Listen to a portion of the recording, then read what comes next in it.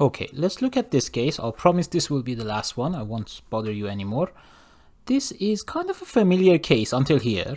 It's a simply supported beam, but then it has an overhanging. So it's a combination of a cantilever, which has an overhanging or a free end, with a simply supported beam.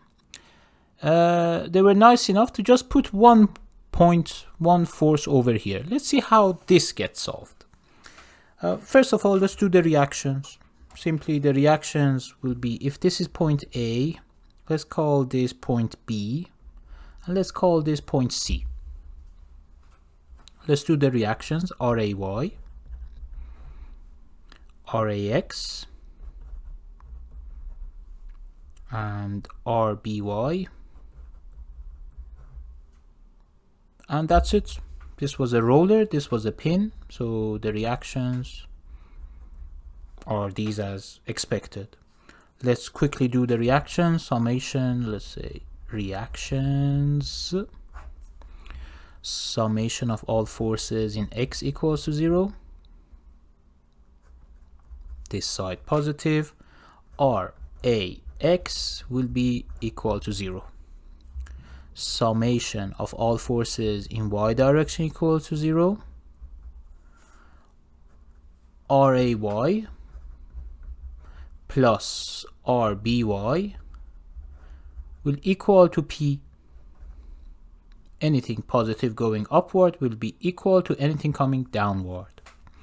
And let's say summation of all moments along a point will be equal to 0. I take point A, and why point A? Because I will get rid of these two unknowns, so it will be easier. I will have this guy along point A. I'm taking it along this point. If I follow the arrow of RBY, it goes around it and it's anti-clockwise, so it's negative RBY times its distance. It hasn't given me a distance, we just assume a distance for it. So I assume this to this is L, and I assume from this to this is L divided by 2. Why not? You can put numbers instead of it. 5, 2.5, 5, 2. Anyhow, the distance of this load perpendicular to that point will be L, so times L. There is a P as well. This P along this point, if I follow the arrow, will be clockwise. So it will be positive P times the distance that it has, L plus L divided by 2.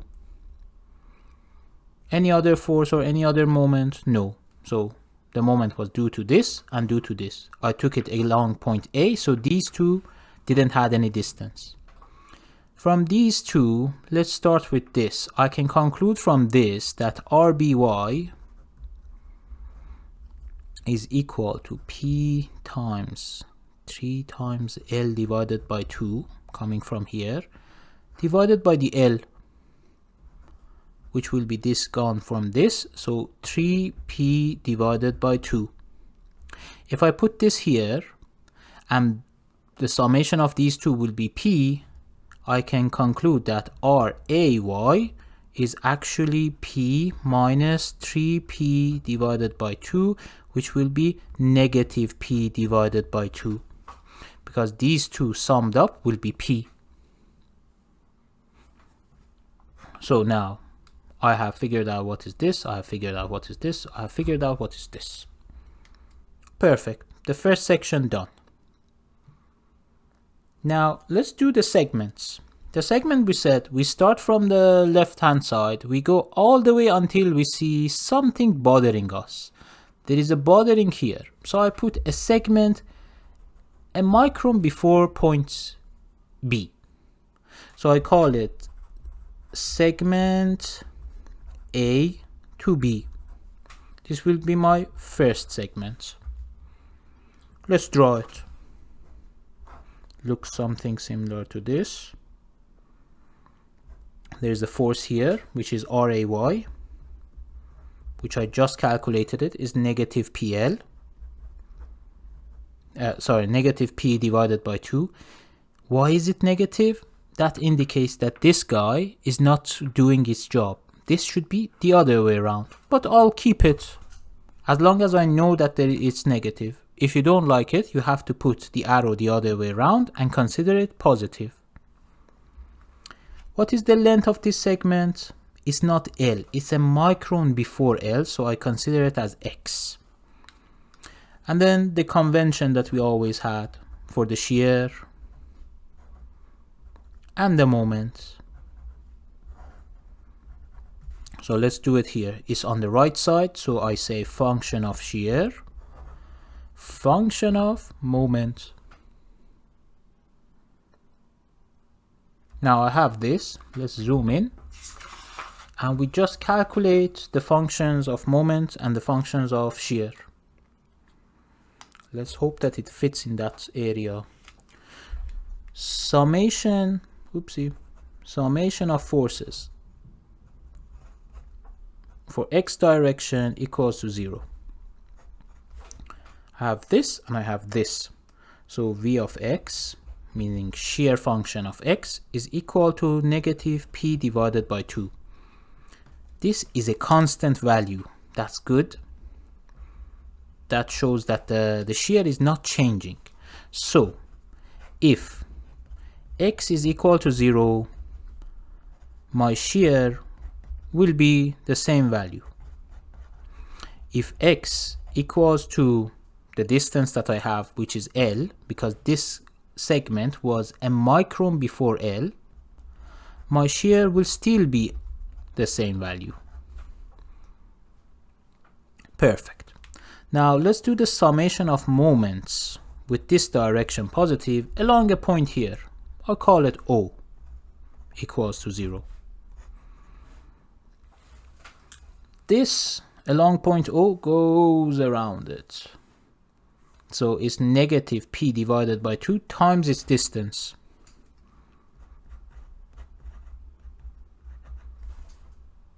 And then I have a moment which is against this direction, so it will be minus mx. I'll take mx to the other side of the equation, so it will become positive mx. And I can give values to it as well. As this was constant, look at this, it has an x, so this is a linear function. So it's working out perfectly. Now I give the same values. If x equals to 0, my mx will be 0 here, will be 0. If x equals to L, my mx, sorry about the page number, I'll put L here, will be negative p L divided by 2. So at least I can draw the moment diagram and the shear diagram for this segment. But is that all? No, we still have another segment as well. If I look at this and if I follow the segment that I have, again there is no disruption until P.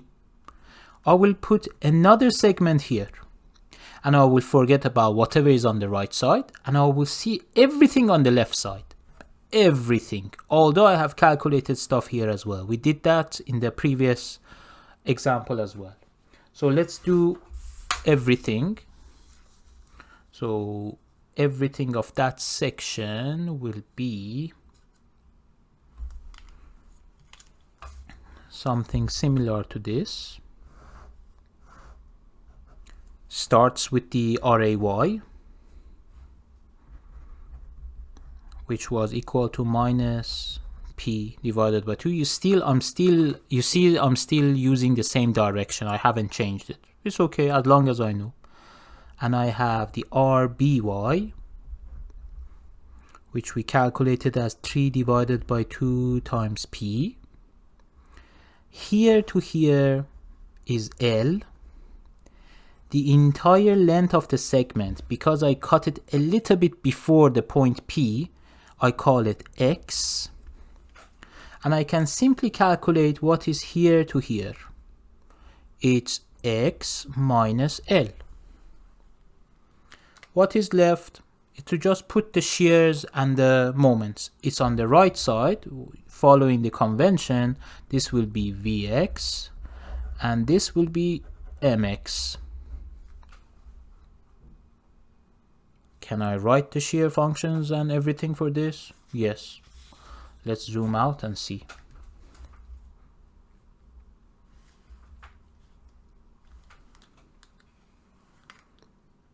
Summation of forces for y equals to 0.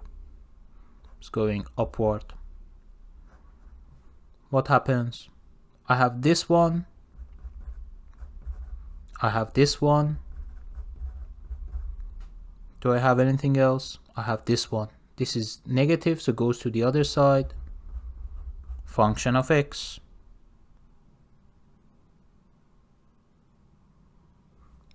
Let's give it some values.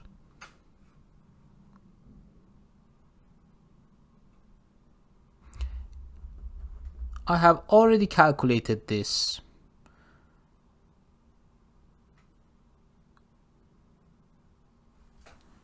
So this was segment B to C. Is the second segment that I'm considering.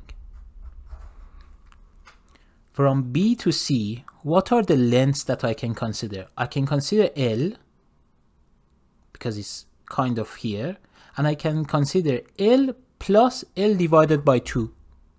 So in any segment that you do, you have the x, look at the segments, look at the points that you have, the beginning and the end. You can give those values to it.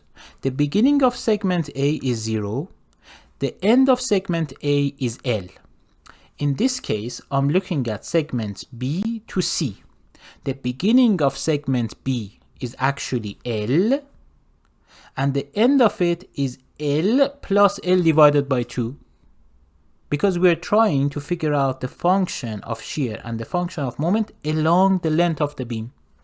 So for this, if I say x equals to L, I'm not giving 0 anymore because B and C do not include that B.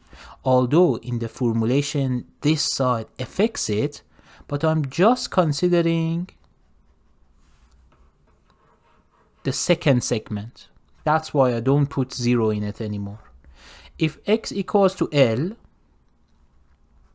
this is a constant value and is equal to P. So V of x will become P. If x is equal to the rest of it, similar to this, I said 0 to L for segment A to B, and I'm now saying L to L plus L divided by 2. If x is equal L plus L divided by 2, the entire length of this bit, again V of x will be P. It's a constant value. So let's put it here. Constant. Let's look at the moment. Summation of all moments along a point, let's say point O here, is equal to 0. And this is the direction of positivity. I have this guy going around it positive, I have this guy going around it positive, and I have a moment which is negative. So this guy times its distance, this guy times its distance. What is the distance? X minus L is equal to negative mx, it's minus mx equal to 0. I take mx to the other side, is equal to mx. Accepted. And I give the same L values. So if x equals to L, my moment function will become, I put L here, 0 minus PL divided by 2. If x is for the rest of it, segment B to C, I'm giving point C. L plus L divided by 2. Mx will become, if I put L, 1L will be L divided by 2, 1 PL goes in it, 1 that. Should come 0. Why? Because it's a free hanging one as well. And we said at any free hanging, Trust me, if you put this in this equation, you will end up with 0.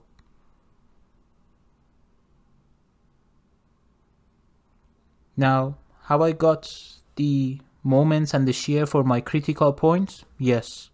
Let's now draw it.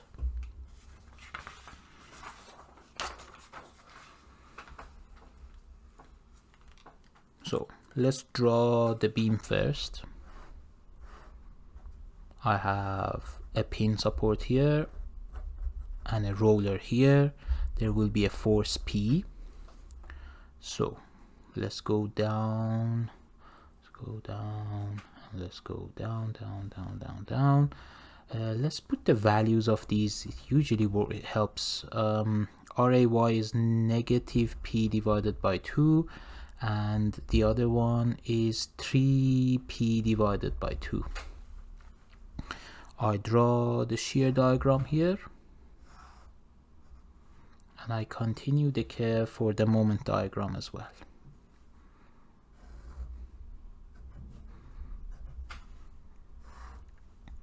So this is the entire length. Let's call it X. This is length as well. Call it X. This is the shear. This is the moment. As you can see, I'm always indicating everything, and if I have units and stuff, I will indicate it as well, so my reader can easily understand what is happening. Engineering is all about writing nice as well. Now, where should we start? Let's start with this guy. It says at x equal to 0, my shear is negative P divided by 2. Negative P divided by 2. At x equal to L, which will be here, so let's say this is L, this is L divided by 2, and the entire thing is L plus L divided by 2. So it says my shear at L will be negative P2 as well. So over here as well will be the same thing.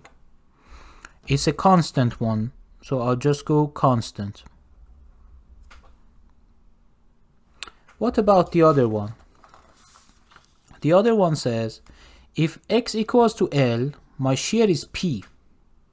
So if this is negative P divided by 2, except it is not to scale, this is P. So it says the value is this much. So I just connect them. And then it says at L plus L divided by 2, meaning the entire thingy, again my value is P. So I go P.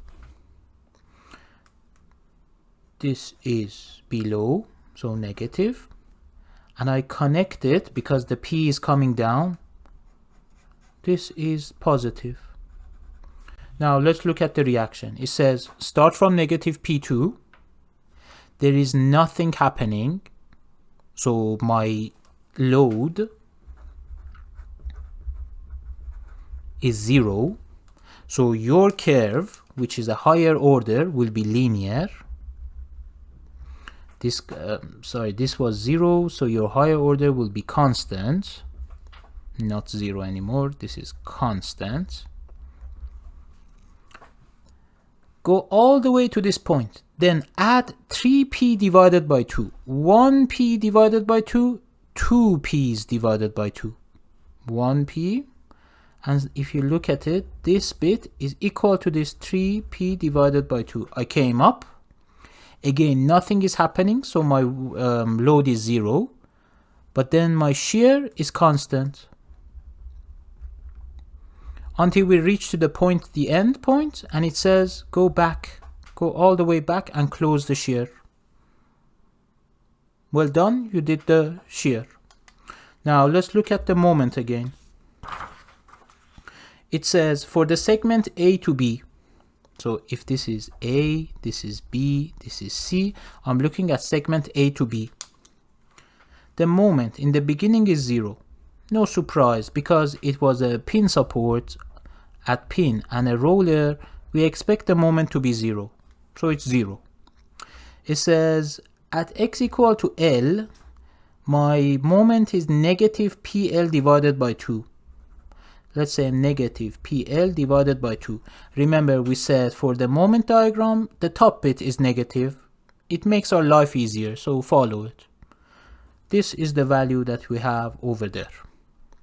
If this is constant, this guy should be linear because we said d of m d of x is a higher order than the shear. So if the shear is constant, the moment will be linear. That's why I draw it like this. Now let's see what our final calculation said. It says if x equals to L,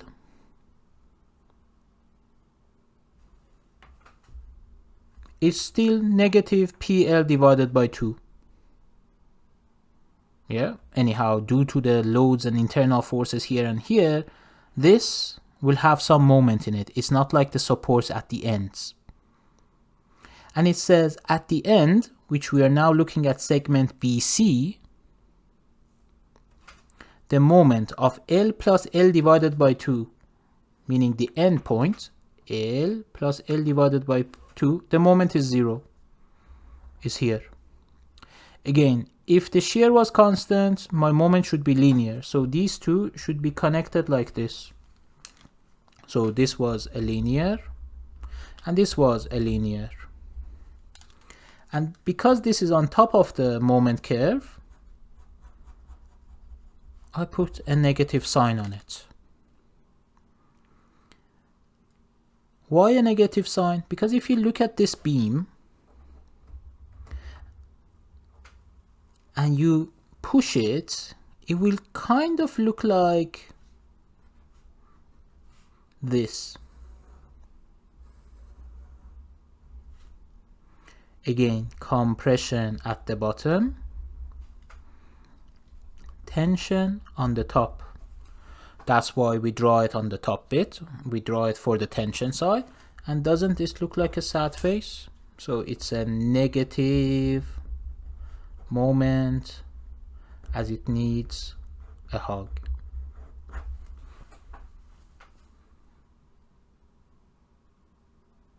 So we had two segments this time, segment AB, and I just gave the values of length along AB, so 0 and L, and we had a second segment BC, and I just gave the values along BC. But when I do the cut, I consider the entire segment because anyhow the other side will have an effect on the other side. So one segment here, let's say this was segment 1, and one segment here, this was segment 2. And the moment diagram for this curve ended up like this. So now if you have a designer and wants to design this beam, we'll come and look at these two graphs. We'll select the maximum moment and the maximum, for example, shear, and we'll make sure that this maximum moment and the maximum shear by the material that he uses, the cross-sectional sizes that he uses, are satisfied and can be accommodated by that member. Otherwise, it will fail. But because it is designing it for the maximum values, there is a high chance that anything lower than that maximum can survive. So thank you very much. That is for this tutorial number 3, which we discussed about how to draw shear diagrams and moment diagrams. The methodology is in your lecture notes, so follow that. There are some tips as well which can speed you up, exactly like what we did here. So if I see that it's negative P2, I go downward equal to it, and then I'll carry on. Also, I will be uploading a detailed solution for one of the problem sheet questions. Please go through that as well. It will be a very similar case to this, but it will have some more components. But it's the same methodology, and I expect you to learn this methodology to solve all of these beams, simply supported or cantilever, or if it has a hinge in the middle of it. So thank you very much. Good luck, and we'll see you later.